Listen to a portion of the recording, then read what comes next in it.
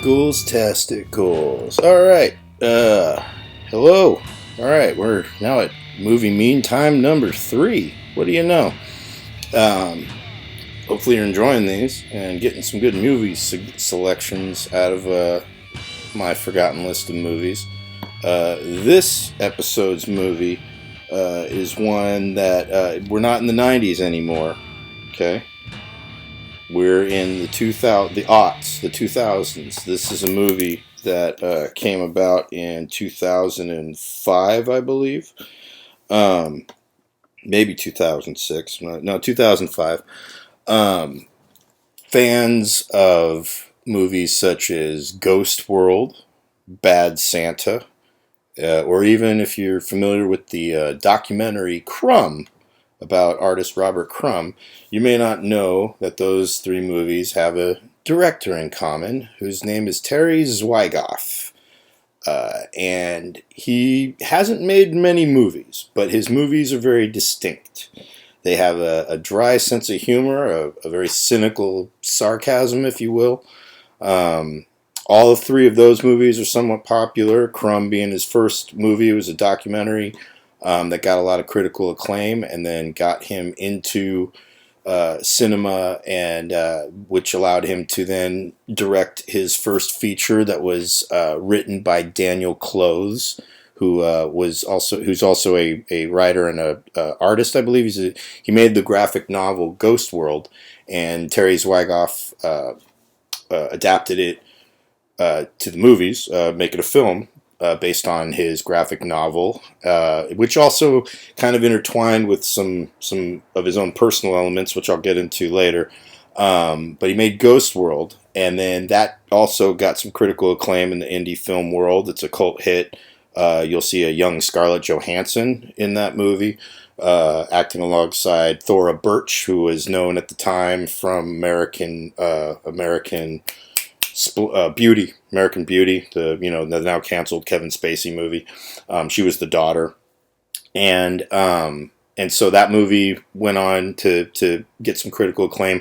And then he made Bad Santa. He was the director of Bad Santa, which was a huge hit with Billy Bob Thornton during that time where it was like the anti-Christmas movie practically, because Elf was, I think, out that same year, which was the Christmas movie. Embracing Bad Santa was the anti-hero Christmas movie that was also a big hit. Consequently, though, that would being a big hit, just like in all of Hollywood, it doesn't guarantee you safety in making your films. But if you watch those 3 movies, you'll see, even in Crumb, there's a dry sense of humor to just how everything is depicted. And Zwigoff is the reason behind that. However, his third feature film, his 4th movie, including the documentary, ended up landing him in movie jail, as I was told, which is actually possibly my favorite movie of his. And that is this movie, Art School Confidential. This is a movie that came out in 2005. Apparently did not do well at the box office. It had its, read it on the thing, 2 thumbs up, pitch perfect comedy from Richard Roeper of Ebert and Roeper. I don't know how Ebert felt about it. I'm pretty sure he was still alive then, but it didn't do well at the box office apparently, and it didn't even. All I remember was I was sold on this just because that's Daniel Clowes' art right here. That's his artwork, and that's the main character played by Max Minghella. You might know him mostly from playing the guy alongside the twin, the Winklevosses in Social Network. He was the 3rd guy, and I didn't know who he was then. This was prior to Social Network, and there's quite a stellar character actor. You can see on the box. That's John Malkovich there. That's Angelica Houston in there. And if you know your other further character actors, that's That's Jim Broadbent right there. That's Ethan Suplee right there when he was still heavy. That's the dude that I always would see in movies around this time. I mostly know him as he was the Matrix nerd dude from Grandma's Boy. He's a very funny actor. Don't see him in much these days, but he was in a lot of movies in the aughts, as I like to say. This is also another chick. Her name is Sophia Myles. I guess she was kind of a thing back then too. There's also Matt Kieslar, who I know has gone on to do other shit. He plays a character in this. It's got some other people. You'll see a young Scoot McNairy, who's known for a lot of different roles these days. But he was very young, playing one of the students in this. And this movie barely registered on anybody's radar. It's a story written, inspired by Daniel Clo's experience at art school. And it is a hilariously cynical, sarcastic take on not just art school. It's definitely paralleled with art in general, Hollywood, everything. It makes fun of the pretensions, the just every archetype of people in any creative venture. Watching people who are hacks or who are whatever survive in the business. Watching people who have no business being in the business. Being considered brilliant right away. And Max Minghella plays this main character who is very sincere, aspiring artist who was beaten on and bullied as a child. Then goes to art school, wants to show everybody that he's going to be a serious artist. And then in the end, the funny, there's also a subplot of a serial killer who is killing people randomly. Throughout the story going on in here as he's trying to go to school, and through the thing about all of this this hilarious movie, for whatever reason, some people watch it and they hate it for whatever. And I think it's got kind of the same quality as Idiocracy did. It is almost too sarcastic, too cynical, and too, like, I want to say it might hit too many nerves for some people to really enjoy. However, if you can laugh at your own just introspective, artistic bullshit, pretentious self, this is a hilarious movie. I watch this movie time and time again when I can. John Malkovich is hilarious, and he plays a those who can't teach type teacher who paints triangles and epitomizes everything about a hack teacher that you could hope for, and he does so hilariously.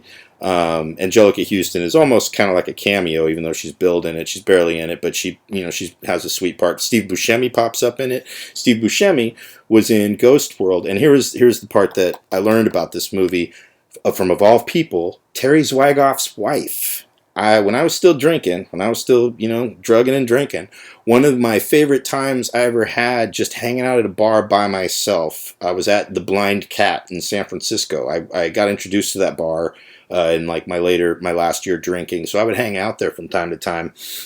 One of the times I was hanging out there, I befriended a couple ladies at the bar, just in conversation. They were friends with the bartender and everything, and somehow we got into just to talk. I think probably even over movies or something. And then she mentioned that she was married to Terry Zwigoff, who I did not realize still lived in San Francisco. And I lit up. I was like, "You're married to Terry Zwigoff? Oh my God." And she was like, "Wow, I'm like, I'm a huge fan of his movies. I love Art School Confidential." And when I said that, she, like, kind of a change came over her where she kind of got a little sullen. She goes, "Yeah, that's the movie that put him in movie jail because it bombed or whatever." I'm like, "It did?" I'm like, I thought this was one of those movies that was an indie movie that could afford to bomb and it wouldn't hurt anybody's career if it did because it was well received critically. Instead, from what I understand, this was the movie that they had a lot of pinned hopes on, like to do Bad Santa business, and they put it all on Terry Zwigoff.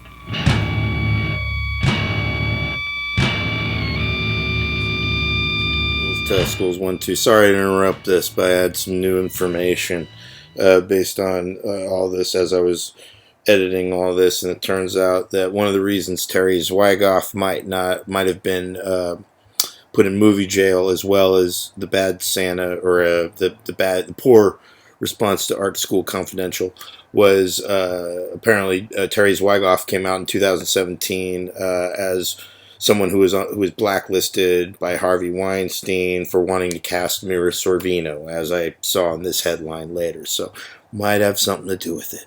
Back to the episode. Because he's also a very introverted person. He's not, the thing I love about him, if you saw him in interviews, he's very much like Robert Crumb. He's very soft-spoken. He's not an aggressive asshole. He's very subtle, very nuanced. And unfortunately, there's no room in that in the business of show that is show business, which then makes this movie even more poignant in the fact that when you watch it, kind of seeing a little of the parallel of Hollywood movies, it makes a lot of sense. That this wasn't just a film inspired by Daniel Close's art school experience. It's also very indicting of the film industry itself, and it makes a lot of sense. And the hilarious part being that the love story, I'll give a little bit of a little bit of a spoiler, but the love story that culminates in it between Max Minghella, where he's pining over this Sophia Miles. The way he wins the girl is through a terrible lie that imprisons him at the end. And that's all I'll say about that. Gotta watch the movie to understand that, which is very telling that, that in order to get what you want, that you don't even really fully get, it had to be a terrible lie that imprisons you. And it's there's a lot of, even with its anti-pretentiousness, there's still a pretension within the subtext of everything. It's hilarious. I fucking love this movie. There's so many funny moments in it, and it is very, very cynical, very dark in that term, and in biting. And I think that's why when people love to look at Idiocracy now and think it's so brilliant. And I remember when Idiocracy came out, people had one of two reactions: they either loved it or they fucking hated it. And even some of those people came around, but there was something about it that hit too much of a nerve, too much of a personal nerve. And I think the same goes for this movie. And I got to tell Terry's wife that I said, this movie, I explained everything I'm telling you to her.